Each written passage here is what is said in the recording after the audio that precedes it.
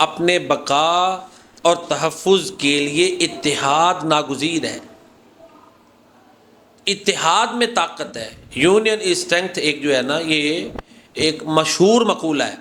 قرآن کریم میں بھی اللہ تعالیٰ نے ہمیں یہی حکم دیا ہے کہ وَاعْتَصِمُوا بِحَبْلِ اللَّهِ جَمِيعًا وَلَا تَفَرَّقُوا، سب مل کے اللہ کی رسی کو مضبوطی سے پکڑ لو اور فرقوں میں مت بٹو۔ ایک ہو مسلم حرم کی پاسبانی کے لیے، نیل کے ساحل سے لے کر تاب و خاک کاشغر، مسلمانوں کے لیے یہ ضروری ہے کہ یہ متحد ہوں۔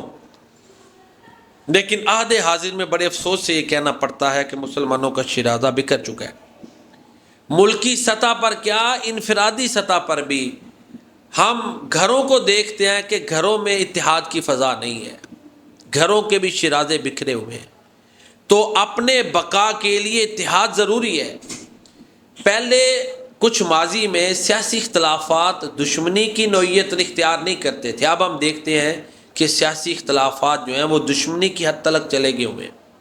اندلس جب مسلمانوں سے چھینا، جہاں 850 سال مسلمانوں نے حکومت کی، تو وجہ کیا تھی؟ چچا اور بھتیجا سیاسی طور پر مخالف تھے، ایک دوسرے سے لڑ رہے تھے، اور وہ ایک ترقی یافتہ علاقہ جہاں مسلمانوں نے بڑے ترقیاتی کام کیے تھے وہ ان سے چھن گیا۔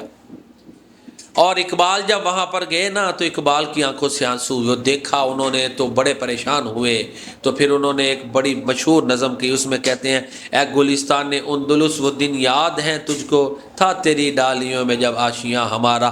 بغداد جب مسلمانوں سے چھینا ہے، سقوط بغداد ہوا ہے، تو مذہبی منافرت تھی۔ تو خدا را یہ دونوں چیزیں ان کو ایک حد تلک جو ہے نا وہ رکھنا چاہیے۔ نظریاتی طور پر اختلاف ہو سکتا ہے، کسی کی رائے کچھ ہو سکتی ہے، کسی کچھ ہو سکتی ہے، فقہی طور پر بھی سمجھ میں اختلاف ہو سکتا ہے، لیکن ان کے ساتھ ساتھ رواداری ضروری ہے تاکہ ہم قومی مفاد کے لیے، بڑے کاز کے لیے اکٹھے چل سکیں۔ اور یہ جو حالات ہیں، جو جنگی حالات بنے ہوئے ہیں، ان میں یہ وقت کا تقاضا ہے کہ ہر قسم کے اختلافات کو ہم سائڈ پہ رکھیں اور اپنی افواج کے ساتھ، اپنی قوم کے ساتھ مل کر ہم یہ عزم کریں کہ ہم نے اپنے ملک کا دفاع کرنا ہے۔